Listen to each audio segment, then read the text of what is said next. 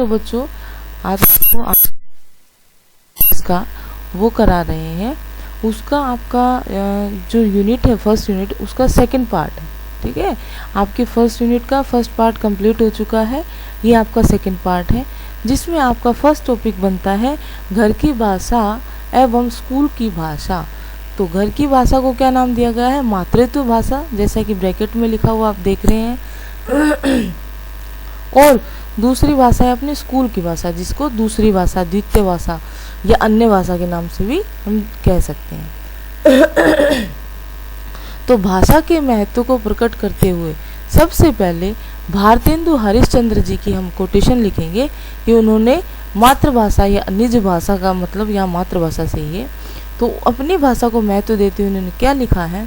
निज भाषा उन्नति अहे सब उन्नति को मूल, बिन निज भाषा ज्ञान को सूल। अर्थात निज भाषा यानी हम मातृभाषा है, वही सब अगर हमारी स्वयं की भाषा की उन्नति होती है तो वही सब उन्नतियों का मूल है, अर्थात जड़ है। क्यों? क्योंकि बिन निज भाषा ज्ञान के, क्योंकि भाषा के ज्ञान के बिना जब तक हमें अपनी ही भाषा का ज्ञान नहीं होगा तब तक हमारे हृदय का जो शूल है, जो कांटा है, वो नहीं मिट सकता। तो ऐसा किसने कहा है? भारतेंदु हरिश्चंद्र जी ने। तो आगे आप देखेंगे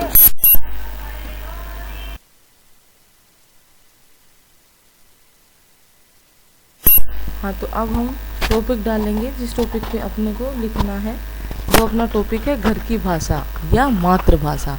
अब घर की भाषा से अभिप्राय उस भाषा से है जिस घर या परिवार में बच्चा जन्म लेता है, उसका लालन पालन होता है और वह बड़ा होता है। ठीक है, यानी हम जन्म से अपने परिवार में रहते हैं, वहीं पर हमारा पालन पोषण होता है, हम वहीं पर हम बड़े होते हैं। इस बड़े होने तक की प्रक्रिया में उसका संबंध यानी हमारा संबंध यानी एक मनुष्य का संबंध माता पिता और परिवार के सदस्यों के साथ बना रहता है और उनके माध्यम से वह घर की भाषा सीखता है।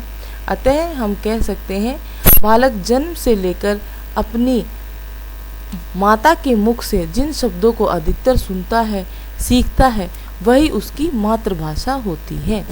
बालक जितनी कुशलता पूर्वक स्वाभाविक ढंग से मातृभाषा के माध्यम से अपने विचारों का आदान प्रदान कर सकता है, उतना और किसी भाषा के माध्यम से अपने मनोभावों को व्यक्त कर और समझने का सामर्थ्य नहीं रखता। ठीक है, जब हम एक बच्चे की बात करते हैं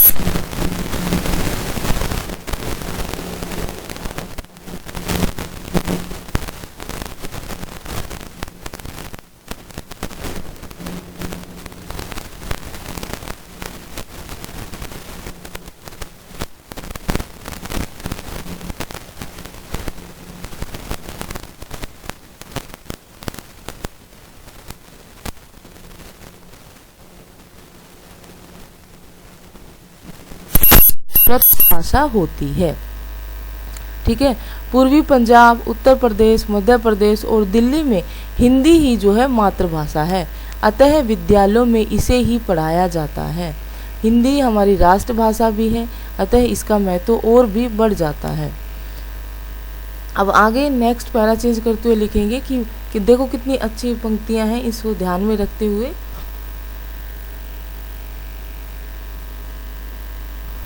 कि माँ के आंचल और लोरियों से जुड़ी हुई तथा परिवार के सदस्यों के स्नेह से आपूरित इस मातृभाषा का एक व्यक्ति के साथ जन्म से लेकर मृत्यु पर्यंत एक ऐसा शारीरिक और भावात्मक संबंध होता है जिसका कोई अन्य भाषा मुकाबला नहीं कर सकती। समझ गए कि भाई मातृभाषा ही हमारे जो है जीवन का आधार है। फिर एक और मतलब इसी बात को और अधिक क्या तो आपको अंडरलाइन कर देनी चाहिए ताकि एग्जाम में वो हाईलाइट हो, अलग से दिखे एग्जामिनर को। ठीक है, तो ये देखिए, एक पौधे का अपनी भूमि और मिलने वाले पानी, खाद और वातावरण से जो संबंध होता है वही संबंध व्यक्ति का अपनी मातृभाषा से होता है। ठीक है, फिर लिखेंगे थोड़ा बड़ा होने पर बच्चा अपनी माता के साथ साथ इस भाषा को अपने आसपास के समाज से अपनी आवश्यकता अनुसार धीरे सीख लेता है। यदि हम मातृभाषा को परिभाषा में बांधना चाहें तो इसे इस प्रकार परिभाषित कर सकते हैं। कैसे? किसी व्यक्ति की मातृभाषा से तात्पर्य उस भाषा से है जिसे किसी बोली को वह अपने शिशु काल से ही अपने परिवार एवं समाज के बीच रहकर स्वाभाविक रूप से अनुकरण के द्वारा सीखता और प्रयोग करता है। की चेंजेस है, यानी शब्दों का कला है, शब्द व्यक्त कैसे करते हैं, उन्हें किस तरह से लिखा जाता है। किसी भी चीज़ का महत्व बताने के लिए हम उसकी इम्पोर्टेंस दिखाते हैं। ठीक है, अब नेक्स्ट आता है आपका मातृभाषा का महत्व। इससे पहले आपने बताया कि मातृभाषा क्या होती है ना, इसकी डेफिनेशंस बता दिया आपने, और इसके मतलब थोड़ा सा जैसे कोई भी चीज़ लिखने से पहले हम उसकी जानकारी देते हैं। ठीक है, तो ऐसा आपको तब करना है जब आपका लॉन्ग क्वेश्चन आए। अगर शॉर्ट आता है, कम मार्क्स का आता है, तो आपको मैटर कम कर देना है। ठीक है, अब हम लिखेंगे मातृभाषा का महत्व, पढ़ेंगे मातृभाषा का महत्व। मातृभाषा हमारे विकास की आधारशिला है, यह हमारे लिए वंदना के योग्य है, इसके द्वारा ही व्यक्तित्व का संपूर्ण विकास होता है। हिंदी भाषी क्षेत्रों में हिंदी मातृभाषा के रूप में पढ़ाई जाती है, जो कि हमारी राष्ट्रभाषा भी है। मातृभाषा का महत्व इस प्रकार है, अब देखेंगे नंबर 1,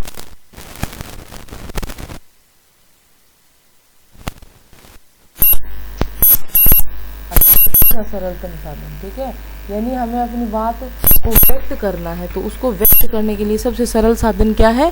मातृभाषा। ठीक है, अब इसमें लिखा है बालक प्रारंभ से ही मातृभाषा को सीखता है, वह अपने भावों और विचारों को सरलतापूर्वक यानी इजी गोइंग, आराम से, सहजता से अपनी मातृभाषा में व्यक्त कर सकता है।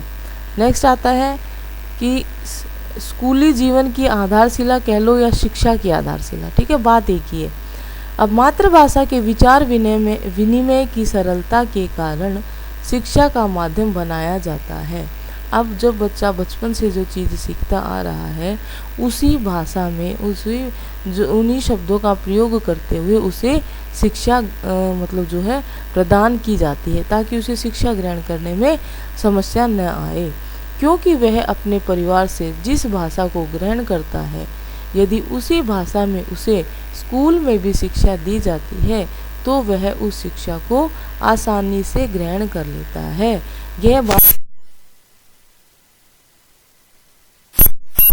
मातृभाषा के महत्व को स्पष्ट करते हुए और मातृभाषा को ही शिक्षा का माध्यम बनाए रखने के लिए महात्मा गांधी जी ने भी इस बात की मतलब सिफारिश की थी। ठीक है, अब आगे देखिए, अतः स्कूल के सभी क्रियाकलापों में भाग लेने के लिए मातृभाषा ही है। नेक्स्ट, प्रमुख शब्द भंडार में धीरे धीरे वृद्धि होती रहती है।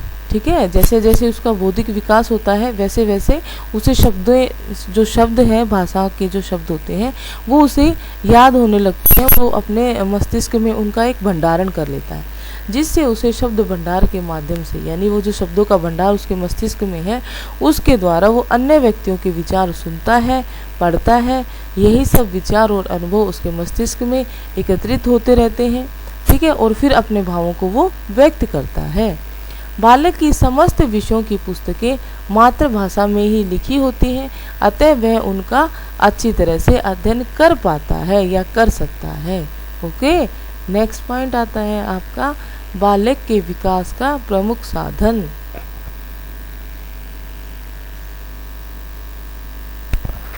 मातृभाषा बालक के विकास का प्रमुख साधन है।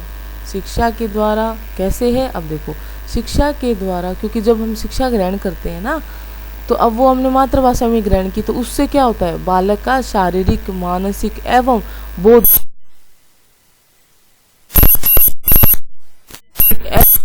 सांस्कृतिक विकास, यानी जितने प्रकार के भी विकास है, वो सब शिक्षा के द्वारा होते हैं।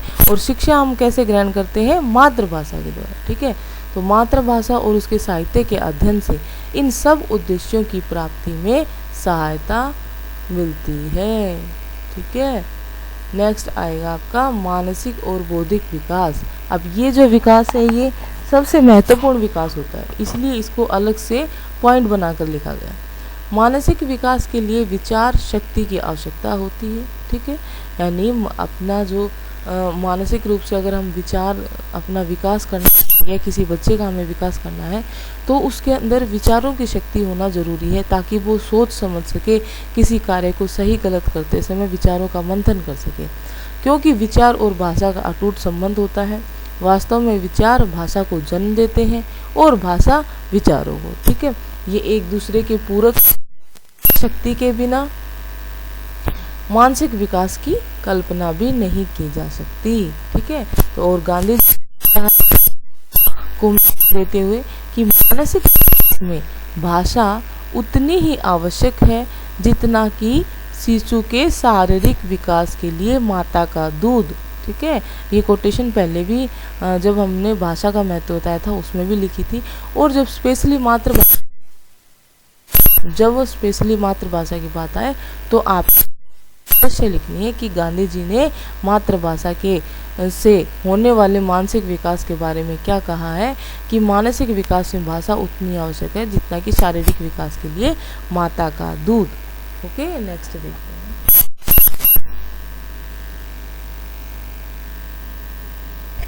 इसके बाद कहा गया है कि सभी कार्यकलापों में भाग लेने के लिए मातृभाषा ही प्रमुख माध्यम है। ठीक है, नेक्स्ट आता है ज्ञान वृद्धि का प्रमुख साधन।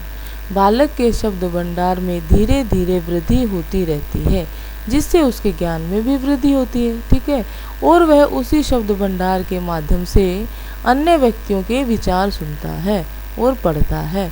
यही सब विचार और अनुभव उसके मस्तिष्क में एकत्रित होते रहते हैं। ठीक है, जैसे जैसे वह लोगों के संपर्क में आता है तो वह और जैसे जैसे उनके द्वारा बोली गई भाषा के शब्दों को सुनता है, उसे अपने मस्तिष्क में उनको स्टोर कर लेता है। ठीक है ना, उनका भंडारण कर लेता है, जिसके द्वारा फिर वो अपने भावों को व्यक्त करता है।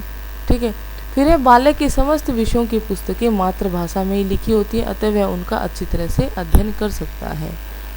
नेक्स्ट आता है आपका बालक के विकास का प्रमुख साधन। मातृभाषा बालक के विकास का प्रमुख साधन है। शिक्षा के द्वारा बालक का शारीरिक मानसिक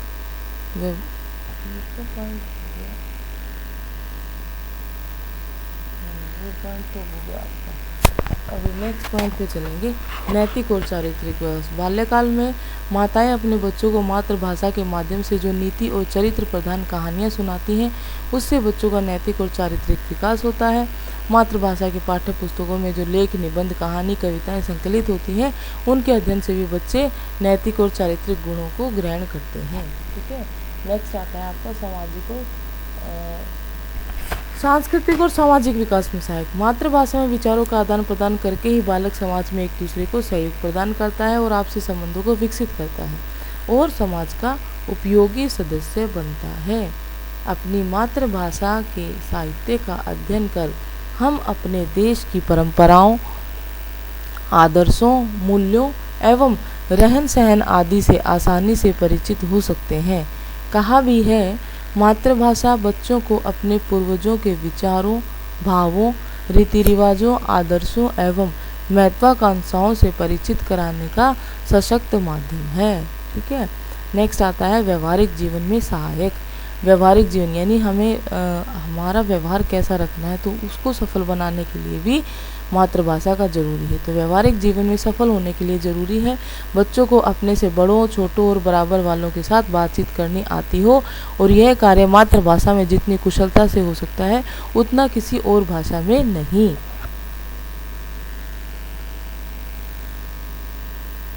नेक्स्ट पॉइंट आपका सामाजिक एकता व कुशलता में सहायक। आप अपने शब्दों में लिख सकते हो कि समाज में एकता स्थापित करने के लिए और समाज में कुशलता स्थापित करने के लिए यानी कुशलता लाने के लिए जो है ना, मातृभाषा का बहुत बड़ा विशेष योगदान होता है। फिर नेक्स्ट आता है आपका व्यक्तित्व का संपूर्ण विकास। मातृभाषा व्यक्ति के व्यक्तित्व के सभी पक्षों का विकास करती है। जैसे एक तरफ तो साहित्य का अध्ययन बालक के ज्ञान में वृद्धि करता है, तो वहीं दूसरी ओर मातृभाषा के माध्यम से विचारों का आदान प्रदान कर व्यवहारिक कुशलता प्राप्त करता है, जिससे वह संतुलित रूप में विकसित होता है। अतः स्पष्ट है कि बच्चे की शिक्षा एवं व्यक्तित्व विकास में मातृभाषा का महत्वपूर्ण योगदान है। ओके बच्चों, आपका मातृभाषा का महत्व या मातृभाषा क्या है, घर की भाषा क्या है, इससे संबंधित आपका क्वेश्चन आ जाए तो आप ये सारे पॉइंट्स लिख सकते हैं। ओके।